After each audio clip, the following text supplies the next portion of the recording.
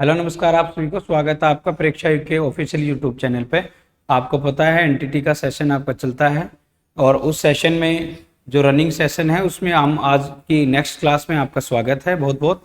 और एक बार सभी के पास शेयर कर देंगे जो भी बच्चे हमारे पास कोर्सेज कर रहे हैं, पेन कॉपी लेके और अपने क्लासेस अटेंड करना शुरू करते हैं। सेशन को स्टार्ट करते हैं बिना आपका समय जाहिर किए हुए। हम यहाँ पे पहुँच गए थे शिक्षा की प्रक्रिया, मतलब हमने इससे पहले नेक्स्ट क्लास में, मतलब जो पीछे की जो क्लास थी उसमें यहाँ तक हमने क्लासेस कर ली थी। अब आगे की तरफ चलते हैं।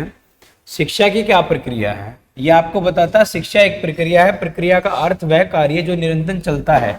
शिक्षा की प्रक्रिया भी जन्म से लेकर मृत्यु पर्यंत तक चलती है। शिक्षा की प्रक्रिया पर विद्वान इस प्रकार विचार करते हैं। भाई ये बताते हैं कि शिक्षा एक ऐसी प्रक्रिया है या शिक्षा की प्रक्रिया भी शिक्षा के साथ साथ जन्म से मृत्यु तक चलती है। ठीक है, सबसे पहले नंबर पे आता है शिक्षा द्विमुखी प्रक्रिया।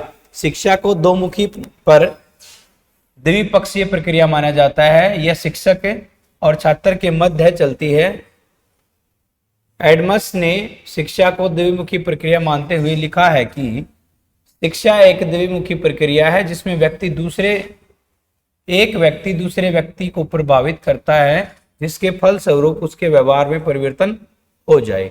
भाई शिक्षा द्विमुखी प्रक्रिया है, इसका मतलब क्या है कि शिक्षा के दो फेज हैं, उसके दो फेज हैं, उसके दो रूप हैं। जैसे मैं आपको शिक्षा दे रहा हूं तो आपके अंदर मेरे द्वारा कोई ना कोई परिवर्तन जो है, इंप्लीमेंट जो है लाया जाए, तो वो चीज कहलाएगी एक्चुअल में शिक्षा। यही बात एडमसन नाम के व्यक्ति ने इन्होंने बोला है।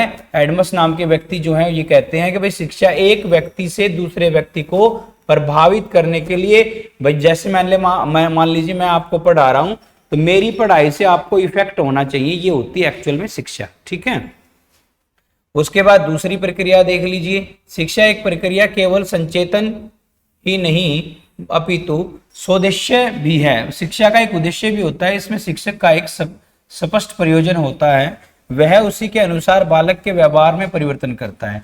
भाई एक बात आपको क्लियर बता देते हैं, इसमें ये बताया कि सचेतन के साथ साथ उसका उद्देश्य भी होता है। भाई शिक्षा आपको जागरूक करने के साथ साथ, आपको बताने के साथ साथ उसका एक एम भी होता है, एक मोटिव होता है, एक उद्देश्य होता है। जैसे मैं आपको यहाँ पढ़ा रहा हूं तो मेरा ये उद्देश्य है कि आपको एनटीटी के बारे में जितनी नॉलेज मेरे पास है उतनी ज्यादा मैं आपको दे सकूं। ठीक है, कम से कम मतलब जो चीज आप पढ़ रहे हो एटलीस्ट मैं उसकी नॉलेज आपको प्रॉपर वे में दे पाऊं। उस नॉलेज के साथ साथ मेरा उद्देश्य ये भी है कि आप हमारे से पढ़ रहे हो तो इन फ्यूचर आप जब भी आप एनटीटी के कोर्स के वैकेंसी में बैठे तो आप उसको क्रैक कर पाए। बात समझे कि नहीं समझे? यही बात इन्होंने बताई कि उसका एक उद्देश्य भी होता है शिक्षा का। वे साधन जिनके द्वारा बालक के व्यवहार में परिवर्तन किया जाता है। शिक्षक के व्यक्तित्व का बालक के व्यक्तित्व पर प्रभाव, ज्ञान के विभिन्न अंगों का प्रयोग। देखिए शिक्षा इसमें यह बताया कि बालक के परिवर्तन के ऊपर या बालक की द्वारा एक चीज दूसरी चीज तक परिवर्तित की जाती है, ये शिक्षा के कुछ मुख्य उद्देश्य होते हैं। अब एडमस के विवेचन में स्पष्ट है कि शिक्षा प्रक्रिया दो ध्रुवीय है। इस प्रकार की एक धुरी शिक्षा शिक्षक होता है जो बालक को सिखाता है, निर्देशन देता है, मार्गदर्शन करता है। इस प्रकार की दूसरी धुरी बालक है जो सीखता है। देखिए मैंने अभी 1 मिनट पहले आपको एक्सप्लेन करी ये चीज। मैं आपको कोई चीज समझा रहा हूं, पढ़ा रहा हूं, निर्देशन दे रहा हूं, मार्गदर्शन कर रहा हूं। यही चीज आपको मैं बताने की कोशिश कर रहा हूं कि मैं एक फेस पे मैं हूं यहाँ पे इस साइड, दूसरी साइड पे आप हैं। आप इस चीज से उस चीज को एक्वायर्ड कर रहे हो, पकड़ रहे हो, समझ रहे हो चीजों को। मैं आपको समझा रहा हूं, आप समझ रहे हो। ये जो भी आपको डाउट है, हम आपस में शिक्षा का आदान प्रदान कर रहे हैं, तो शिक्षा दो मुखी हो गई है। ठीक है कि नहीं है? शिक्षा दो मुखी है कि मैं आपको कुछ बातें बता रहा हूं, आप उसको इंप्लीमेंट कर रहे हो, आपके कुछ डाउट्स है तो आप हमारे से पूछ रहे हो। तो शिक्षा का आदान प्रदान जो होता है ये अपने आप में शिक्षा की द्विमुखी प्रक्रिया होती है। फिर उसके बाद आगे कह रहा है अभी शिक्षा त्रिमुखी प्रक्रिया भी होती है। त्रिमुखी में देखते हैं क्या मामला है भाई, ये क्यों कह रहे हैं कि शिक्षा त्रिमुखी होती है। शिक्षा त्रिमुखी प्रक्रिया है, शिक्षा को त्रिमुखी मानते हैं जॉन डीवी नाम के एक व्यक्ति हैं। वो कहते हैं मनोवैज्ञानिक और सामाजिक पथ पर अधिक ध्यान दिया गया है, इन्होंने दिया है। मतलब ये जॉन डीवी नाम के व्यक्ति हैं, बहुत ही फेमस हैं जॉन डीवी। जो ये कह रहे हैं कि इनके द्वारा मनोवैज्ञानिक, साइकोलॉजिकल और सोशोलॉजिकल वे पे बहुत ज्यादा ध्यान दिया गया है। शिक्षा समाज में समाज की आवश्यकता के अनुसार दी जाती है। इस त्रिमुखी प्रक्रिया में बालक तथा शिक्षक के साथ पाठ्यक्रम का विशेष ध्यान, यदि पाठ्यक्रम नहीं होगा तो शिक्षक पढ़ाएगा क्या। बहुत अच्छी बात है, ये बात बिल्कुल बहुत ही ज्यादा जायज इन्होंने बोली है। जॉन डीवी के द्वारा ये बताया गया है कि भाई शिक्षा के 3 फेज हैं। मेरे पास नॉलेज आई कहां से, सबसे पहले इसने जो बात बताई मैं उसको थोड़े दूसरे तरीके से आपको बताता हूं।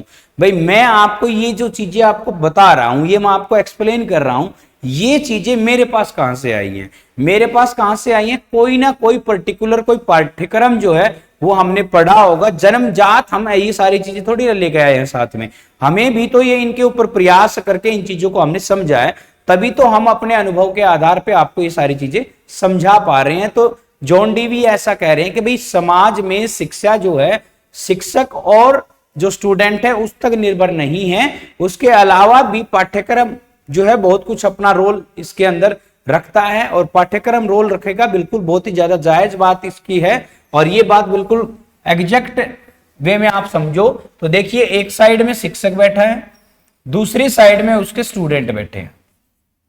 ठीक है, एक साइड में शिक्षक है, दूसरी साइड में स्टूडेंट है। लेकिन भैया अब मैं ये बताऊं आपको, अगर मेरे पास ये सारा डाटा, ये सारी चीजें नहीं होती तो मैं आपको कैसे समझा पाता इन चीजों को।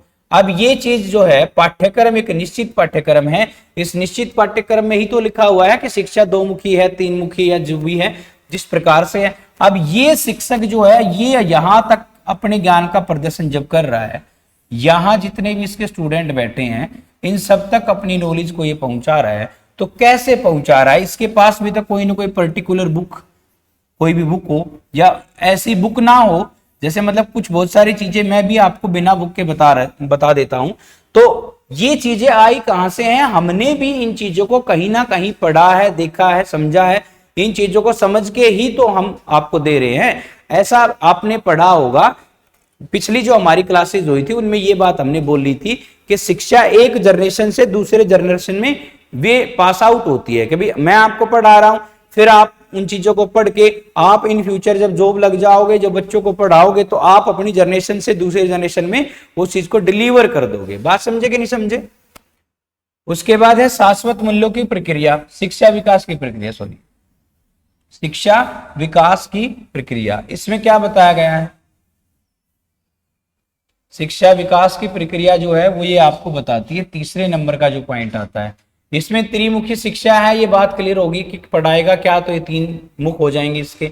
शिक्षा विकास की प्रक्रिया है, बालक में जन्म से ही कुछ गुण तथा शक्तियां होती हैं, इनका विकास ही शिक्षा नियंत्रित तथा अनियंत्रित वातावरण के माध्यम से वातावरण का निर्माण करते हैं। इस वातावरण में बालक अनेक अनुभव प्राप्त करता है, उसके व्यवहार में परिवर्तन करते हैं। बात समझे, यहां ये कह रहे हैं कि शिक्षा विकास की प्रक्रिया है जो ऐसी प्रक्रिया है, बालक से जन्म से ही गुण शक्तियां होती हैं।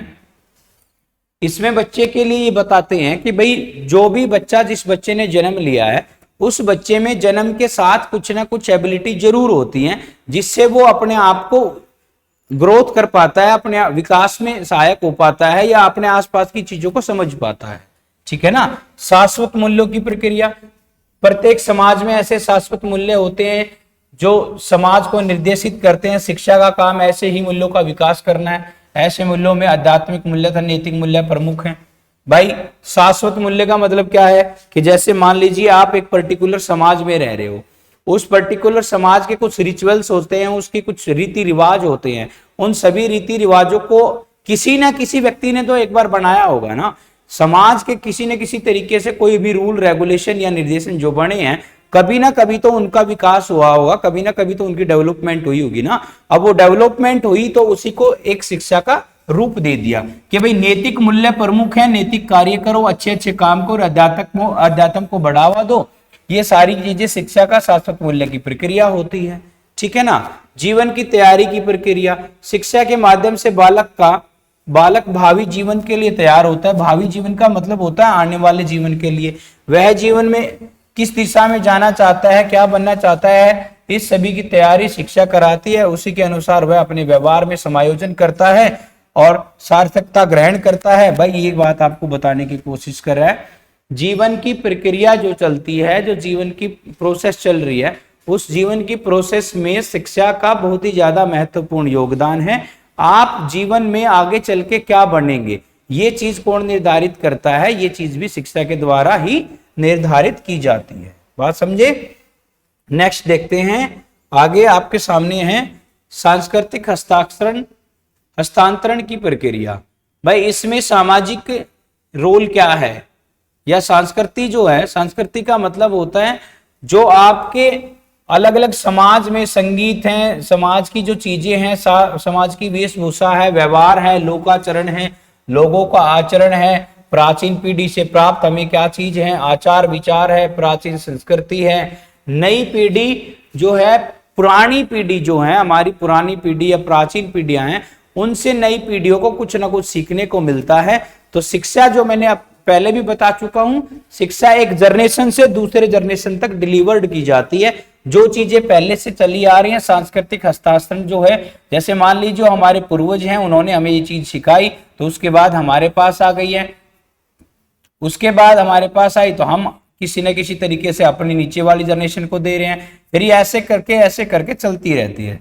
शिक्षा का एक अलग अलग प्रक्रिया से, जैसे मान लीजिए ये प्राचीन थी, फिर उसके बाद फिर ये होगी, फिर ये होगी, फिर ये होगी, फिर ये होगी, मतलब शिक्षा जो है ये अलग अलग आधार पर इसी वे में चलती रहती है। समझे कि नहीं समझे। उसके बाद देखिए, शिक्षा गत्यात्मक प्रक्रिया है। गत्यात्मक का मतलब होता है कि कोई ऐसी चीज जो प्रगतिशील हो, मतलब कोई ऐसी चीज जो काइनेटिक वे में हो। काइनेटिक वे का मतलब क्या होता है कि कोई चीज चल रही है, एक सतत प्रोसेस में कोई चीज चल रही है। शिक्षा गत्यात्मक प्रक्रिया है। भाई जो चीज जन्म से लेके और मृत्यु तक चलेगी, तो जन्म से लेके मृत्यु तक आप शिक्षा प्राप्त कर रहे हो, तो ये सीधी स्वाभाविक सी बात है, ये एक रनिंग प्रोसेस होता है, ये गत्यात्मक प्रक्रिया होती है।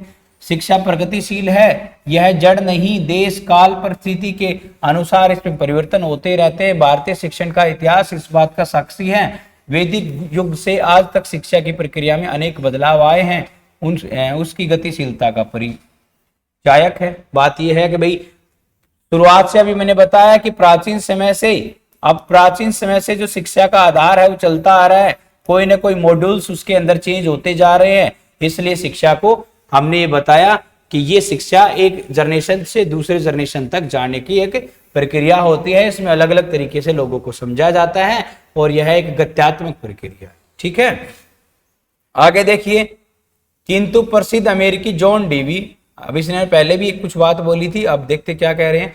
जॉन डीवी शिक्षा को त्रिमुखी प्रक्रिया स्वीकार करते हैं। एडमसन द्वारा शिक्षक और छात्र पर बल देना, मनोवैज्ञानिक पक्ष पर बल देना था, जबकि डीवी ने पाठ्यक्रम को जोड़कर सामाजिक पक्ष पर भी बल दिया है। शिक्षक को क्या पढ़ाना है और क्या छात्र को क्या पढ़ना है, यह संकेत पाठ्यक्रम से ही मिलेगा। इसलिए जॉन डीवी ने, ये बात हम पहले कर चुके हैं कि भाई मैं अगर आपको कोई चीज पढ़ा रहा हूं, तो मेरे पास ये चीज अल्टीमेट जो सोर्स में आपको पढ़ा रहा हूं, ये चीज आई कहां से है, ये चीज जहां से आई है, तो वो भी अपने आप में शिक्षा का एक बहुत अच्छा सोर्स है, उसका भी एक फेस है। मतलब मेरा मतलब कहने का ये है कि मैं शिक्षक और आप स्टूडेंट, और फिर उसके बाद एक पाठ्यक्रम, समझ रहे हो। तो शिक्षा कितने वे में होगी, ये त्रिमुखी होगी।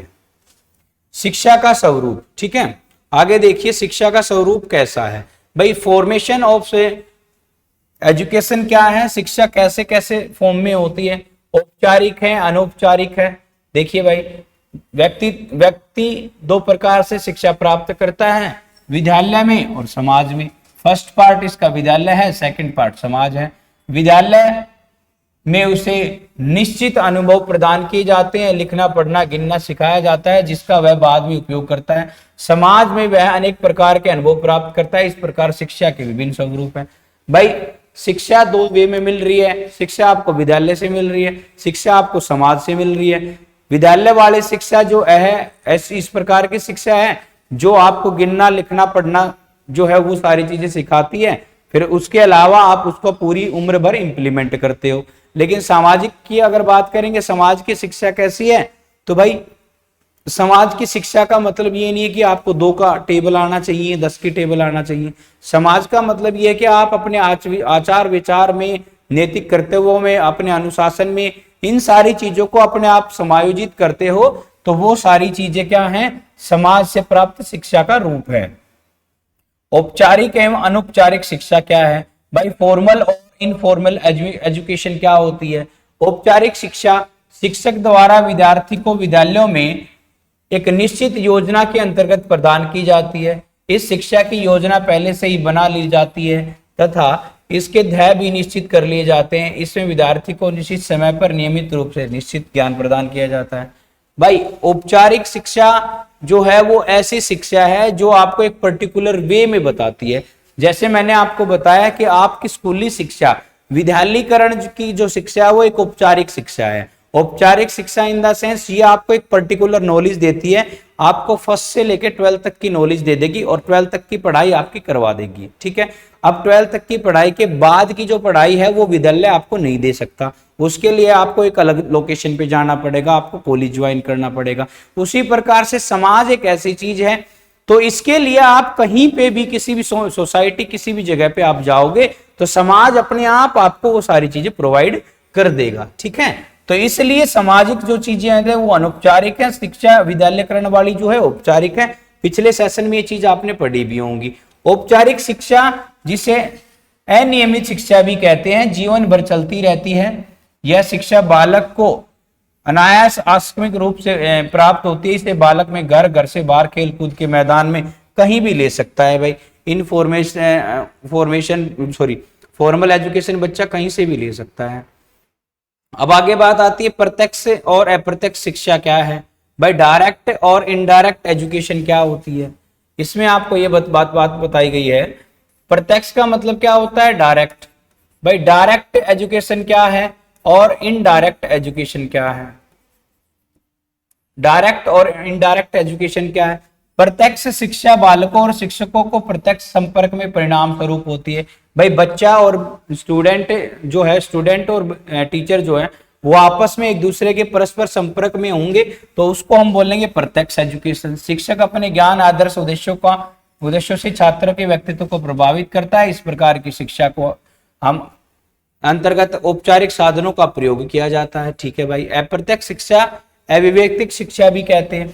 देखिए इसको वैयक्तिक शिक्षा कहते हैं, इसको वैयक्तिक शिक्षा कहते हैं। इसका मतलब होता है मैन टू मैन। ठीक है, अविवेक्तिक शिक्षा का मतलब होता है जिसमें आप संपर्क में बहुत कम है। देखिए यह शिक्षा परोक्ष रूप से प्राप्त की गई है, यह स्वतंत्र वातावरण में अप्रत्यक्ष साधनों के द्वारा प्राप्त की जाती है। इस शिक्षा में छात्रों पर शिक्षक का कोई व्यक्तिगत प्रभाव नहीं होता है। भाई जहां आपकी लाइफ में अगर कोई शिक्षक है और वो शिक्षक आपके ऊपर कोई भी व्यक्तित्व पर्सनल तरीके से आपके ऊपर इफेक्ट डालता है तो वो एक डायरेक्ट एजुकेशन हो जाएगी। और इनडायरेक्ट वे में आपके ऊपर कोई भी एजुकेशन से एक शिक्षक जो है, आप शिक्षक का कोई भी व्यक्तित्व प्रभाव अगर किसी बच्चे की लाइफ में नहीं है तो वो इनडायरेक्ट एजुकेशन हो जाएगी। ठीक है, आगे देखिए वैयक्तिक व सामूहिक शिक्षा। भाई सामूहिक शिक्षा क्या है? जो समाज के आधार पे हो। कुछ एक चीजें तो ऐसी हैं कुछ एक वर्ड ऐसे हैं जो अपने आप ही आपको ये सारी बातें बता रहे हैं। देखो वैयक्तिक एवं सामूहिक शिक्षा।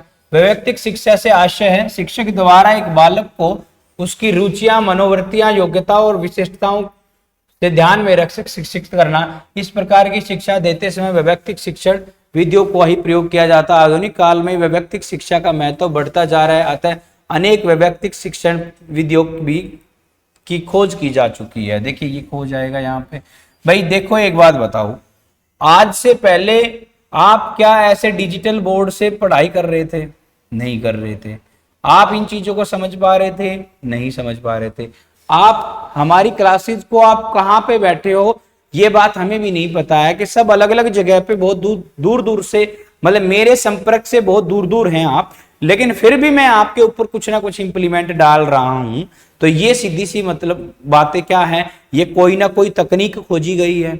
अब कोई ना कोई नई तकनीक आई है, कोई ना कोई विधि नहीं आई है, तो उस चीज का सबका मतलब इन विधियों का खोज होने लग रही है और अब आगे भी चल रही है। अब आपका देखा लॉकडाउन का टाइम जब था तो आपको ये पता चल गया कि भाई शिक्षा का माध्यम एक ये भी हो सकता है। नहीं तो लोग बाग ये समझते थे कि भाई शिक्षा का मतलब ये है स्कूल में भेजो, कॉलेज में भेजो या कोचिंग सेंटर में भेजो, कहीं भी ऐसी जगह पे भेजो बच्चे को जहां से बच्चा शिक्षक के इंटरेक्शन में हो या शिक्षक उनके सामने हो। ठीक है, लेकिन अब ये धीरे धीरे करके डिजिटलकरण में क्या हो गया है, अब मैं यहां इतनी दूर खड़ा हूं लेकिन मैं फिर भी आपके सामने बैठा हूं। मतलब आप इतना आसान कर दिया है चीजों को समझना कि आप वहां अपने घर पे बैठे ही चीजों को समझ पा रहे हो। ठीक है कि नहीं है।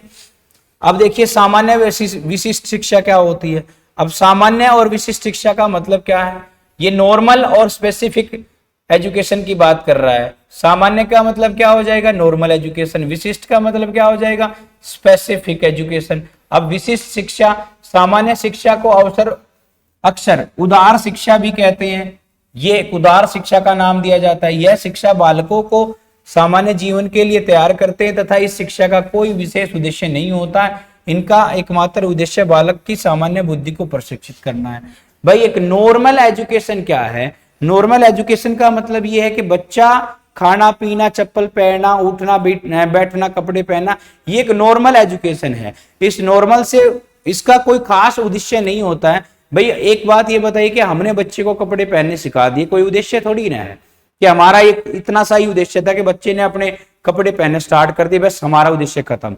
लेकिन ये एक बहुत ही सामान्य सी चीजें होती हैं। विशिष्ट शिक्षा का मतलब ये है कि बच्चा अपने जीवन में आगे समाज में किस प्रकार से चीजों को इंटरेक्ट करता है। देखिए यहां लिखा भी होगा, विशिष्ट शिक्षा का विशेष लक्ष्य होता है यह शिक्षा के अंतर्गत छात्रों को किसी विशिष्ट व्यवसाय के लिए तैयार किया जाता है या शिक्षा प्राप्त करने के लिए बालक जीवन के विशेष क्षेत्र में कार्य करने के योग्य बन जाता है। जैसे आप एनटीटी का कोर्स करेंगे तो आप एनटीटी के टीचर लगेंगे। ये एक विशेष शिक्षा है और ये किस प्रकार की शिक्षा का रूप है, विशिष्ट शिक्षा का रूप है। ठीक है, आई थिंक क्लियर हो गया होगा। आगे चलते हैं। सकारात्मक और नकारात्मक शिक्षा क्या है। भाई नेगेटिव पॉजिटिव शिक्षा क्या है, शायद मैंने इससे पहले वाले सेशन में तुम्हें थोड़ा बहुत डिस्कस भी किया होगा। सकारात्मक का मतलब क्या है कि पॉजिटिव एजुकेशन क्या है। ठीक है, पॉजिटिव एजुकेशन क्या होती है। नकारात्मक का मतलब क्या है, नेगेटिव एजुकेशन क्या है। भाई नेगेटिव एजुकेशन हम कैसे देते हैं। सकारात्मक शिक्षा के अंतर्गत छात्रों को विज्ञान समझ तथ्यों जैसे पृथ्वी सूर्य के चारों ओर चक्कर लगाती है, चंद्रमा पृथ्वी के चारों ओर चक्कर लगाता है, और पूर्व निश्चित मूल्य जैसे सदा सत्य बोलो, पाप से गणना करो आदि बिना अनुभव कराए बताना, इस प्रकार के बालकों को बिना किसी अनुभव या तर्क के पूर्व निश्चित तथ्यों पर मूल्यों पर सिखाना ही सकारात्मक शिक्षा है। देखिए सकारात्मक शिक्षा अपने आप में एक पॉजिटिव नॉलेज है। Positive knowledge in the sense, इसका मतलब ये होता है कि आप बच्चे में कौन सी चीज नहीं ऐड कर रहे हो, कौन सी चीज नहीं ऐड कर रहे हो। जैसे वैसे मान लीजिए आपने बच्चे को सिखाया कि भाई पृथ्वी जो है सूर्य के चारों तरफ चक्कर लगा रही है। ठीक है, उसके बाद कुछ एक उदाहरण और इन्होंने दिए हैं कि भाई बच्चा जो है पूर्व निश्चित तथ्य, जैसे मतलब झूठ नहीं बोलना है आपको, चोरी नहीं करनी है, या कोई भी इस प्रकार का काम नहीं करना है जो समाज के निर्देशन में गलत हो। ठीक है, इस प्रकार का निर्देशन अगर समाज में उसके प्रति गलत है तो ये चीजें जो है अपने आप में पॉजिटिव एजुकेशन के अंतर्गत आती हैं। नकारात्मक शिक्षा के अंतर्गत क्या है, बालकों को स्वयं अनुभव करने के आधार पर तथ्यों की खोज करना, आदर्शों का निर्माण करने के अवसर प्रदान किए जाते हैं। भाई नकारात्मक शिक्षा का मतलब क्या है कि बच्चा अगर उसको अपने आप से बच्चे को ऐसे ही छोड़ दिया आपने कि भाई बच्चा उसका मन करेगा उस तरीके से काम कर लेगा वो, तो इस वे में बच्चा जो शिक्षा है प्राप्त करता है वो नेगेटिव वे में जाने के उसके पूरे चांसेस बढ़ जाते हैं। ठीक है, तो ये आगे आपके सामने आता है। निष्कर्ष क्या है, मानव जीवन अत्यंत जटिल है। आधुनिक काल में समस्याओं की विकारता क्या बोलते हैं इसको भाई, विकरालताओं ने भाई इसमें बताया कि मानव जीवन बहुत ही ज्यादा जटिल है। और जटिल जीवन का मतलब क्या है कि बच्चा जो है अपने आप में कोई भी चीज इंप्लीमेंट करता है। जैसे मान लीजिए जन्म से लेकर मृत्यु तक समस्याओं का भंडार जीवन में लाइफ में लगा रहता है सबके में, तो सब अपनी अपनी समस्याओं से निकलने के लिए कोई ना कोई तरीका जरूर अपनाते हैं। तो ये भी एक शिक्षा का रूप जो है देखने को मिलता है। ठीक है, बात को समझे कि नहीं समझे। अब आगे जो है इससे आगे का सेशन जो है यहां तक का आपका निष्कर्ष आपका निकल चुका है। शिक्षा के अर्थ व पूर्ण रूप से हृदयमय करने हेतु शिक्षा से संबंधित बातें विचारनी। अब हम आगे की जो क्लास होगी उसमें डिस्कस करेंगे कि भाई शिक्षा का प्रयोग करके हम क्या क्या चीजों में बदलाव कर सकते हैं। जैसे शिक्षा मानव का विकास क्या करेगा, प्रशिक्षण का क्या कार्य है, अभिवृद्धि क्या होती है, शिक्षा समाज के प्रति क्या इफेक्ट डालती है, इन सारी चीजों को हम अगली नेक्स्ट क्लास जो होगी उसमें कंप्लीट करने की कोशिश करेंगे। ठीक है, तो यहां तक थोड़ा बहुत ही चैप्टर बच गया है। चलो भाई आज की क्लास में ये चीज कर ही लेते हैं, है ना। मानव ही आज मानव कहलाने योग्य है। चलो ये बात थोड़ा चैप्टर बच गया है, आज इसको कंप्लीट कर ही लेते हैं भाई, नहीं तो फिर अगले क्लास के लिए आपका रह जाएगा, खड़ा रहेगा। देखिए, मानव ही आज मानव कहलाने योग्य है। हम कह सकते हैं कि मनुष्य में मनुष्य की लो जलाने का कार्य शिक्षा द्वारा किया गया है। मानव क्या है, मानव ही मानव के दूसरे एक व्यक्ति दूसरे व्यक्ति के ऊपर निर्भर है। और आज समाज में घृणा, प्रेम, किसी से द्वेष, ये सारी चीजें कैसे आई हैं? किसी ने पॉजिटिव शिक्षा का प्रयोग किया है, किसी ने नेगेटिव शिक्षा का प्रयोग किया है। ठीक है, नहीं बात समझ रहे हो नहीं?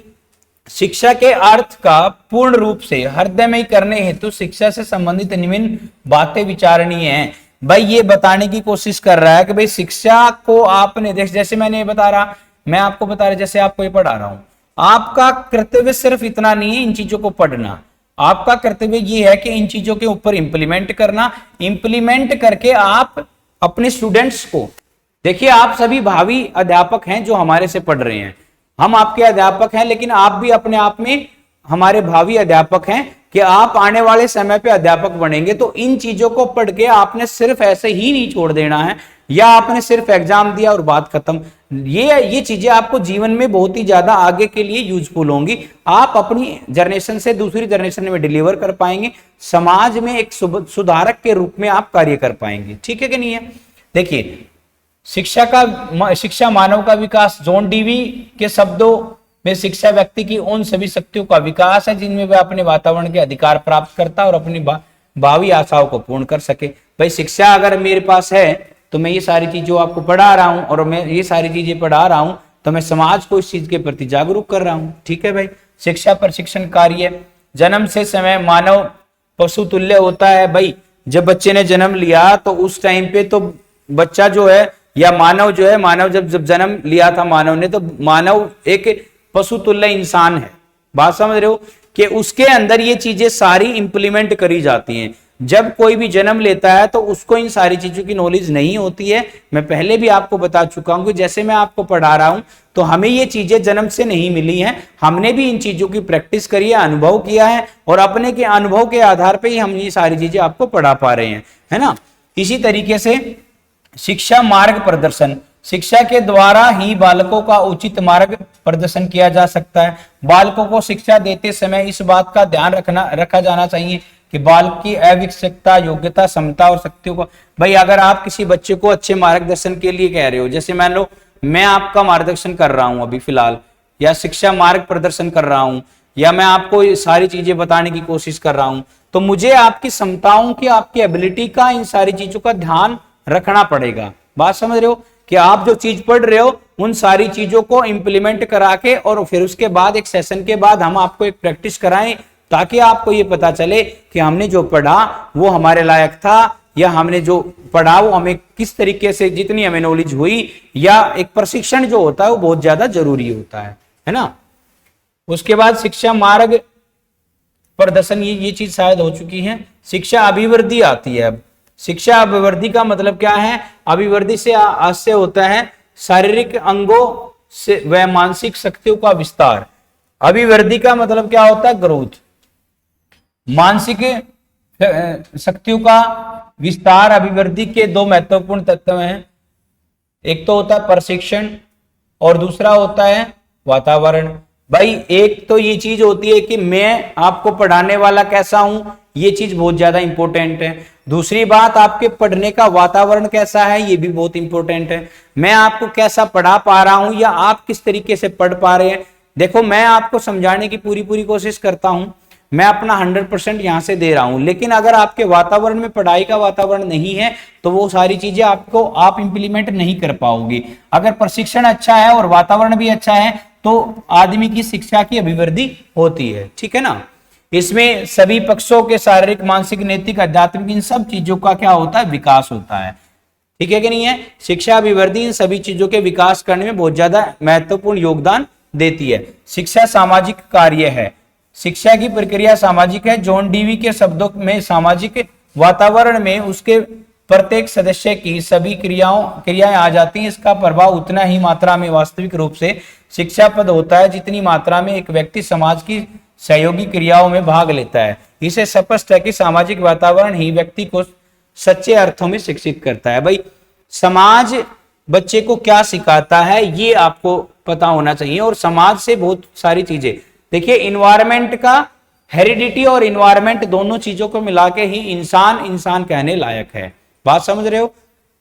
अनुवांशिकता जो हमें मिली है, अनुवांशिकता के आधार पे हमें शरीर का ढांचा, शरीर की शकल सूरत जो भी है वो चीज मिल गई है, लेकिन वातावरण जो आपका है वो बहुत ज्यादा इंपॉर्टेंट रोल निभाता है। उसके बाद है भाई हेडरसन का कथन है, यदि शिक्षा केवल सामाजिक विरासत को हम पीढ़ी से दूसरी पीढ़ी में हस्तांतरित, बस भाई ये बात और बच गई आपकी, यदि शिक्षा केवल सामाजिक विरासत में हम पीढ़ी से दूसरी पीढ़ी को हस्तांतरित करती है तो वह केवल अतीत की पुनरावृत्ति करती है। ये बस सिर्फ आपका लास्ट बच गया है, पुनरावृत्ति करती है। यदि शिक्षा केवल बच्चों की अभिवृद्धि और विकास करती है तो वह सामाजिक विरासत की अवहेलना करती है। यदि शिक्षा अभिवृद्धि और विकास की प्रक्रिया अर्थात ऐसी प्रक्रिया जिसमें सामाजिक और वातावरण के अंग के रूप में सामाजिक विरासत में उत्तम बुद्धिमान पुरुषों और स्त्रियों के विकास के प्रयोग में किया जाता है, तो शिक्षा की वह प्रक्रिया जिसका समर्थन दार्शनिक और शिक्षा सुधारकों ने किया है, यह शिक्षा की सत्य धारणा है। भाई इनका कहना यह है, यदि शिक्षा का केवल समाज, भाई समाज का मतलब यह है कि शिक्षा आज की पीढ़ी से दूसरी पीढ़ी में, दूसरी से फिर उससे आगे, ये इस प्रकार की प्रक्रियाएं चलती रहती हैं, और इसके अंदर हेरिडिटी, इन्वायरमेंट, वातावरण, समाज, इन सब चीजों का योगदान रहता है, और शिक्षा इसका ही एक प्रकार से, इसकी एक अपने आप में एक धारणा होती है। इसी प्रकार से शिक्षा को हम दूसरे, यही शिक्षा की सत्य धारणा होती है कि इंप्लीमेंट करना जरूरी है। केवल शिक्षा बच्चों के लिए इस प्रकार नहीं है कि आपने ये जो पढ़ाया वो किसी दूसरे बच्चे ने इस चीज को पढ़ लिया और वो चीज खत्म हो गई है। तो आज के सेशन में मेरे ख्याल से आपका चैप्टर नंबर 3 जो है कंप्लीट हो गया है। नेक्स्ट क्लास जब आपकी होगी तो उसमें lesson number 4 common skills and personality development को पढ़ेंगे। तो तब तक के लिए चैनल को सब्सक्राइब अगर आपने नहीं किया है तो कर लेंगे, और जिन्होंने कर रखा है वो सबके पास शेयर कर देंगे। कोई बच्चा ऐसा है जो हमारे पास कोर्स करना चाहता है, उसको कोर्स करने के लिए भी प्रेरित कर देंगे। और प्रेरित करने के लिए आप किसी भी बच्चे को कोई डाउट है तो वो मेरे पर्सनली नंबर पे कांटेक्ट कर सकता है। किसी भी प्रकार की समस्या परेशानी अगर है तो हम उस चीज का समाधान आपका निकालने की पूरी कोशिश करेंगे। स्क्रीन पे आपके सामने आपका जो नंबर मैंने लिख दिया है 86 890 80 590, ये मेरा पर्सनल नंबर है। यहाँ पे आप किसी भी तरीके से बात, आपको परेशानी किसी प्रकार की है तो आप हमें संपर्क कर सकते हैं, चाहे वो एनटीटी के डिप्लोमा कोर्स से रिलेटेड हो, चाहे वो आपकी इस एनटीटी के सिलेबस से या आपको किसी भी डाउट से रिलेटेड हो। तो चलिए सेशन को यहीं पे समाप्त करते हैं। आने वाली अपडेट के लिए जुड़ जाइए। सब्सक्राइब नहीं किया है तो जरूर कर लीजिए, और सेशन मजेदार लग रहे हैं तो लाइक जरूर कर दीजिए। तब तक के लिए थैंक यू सो मच।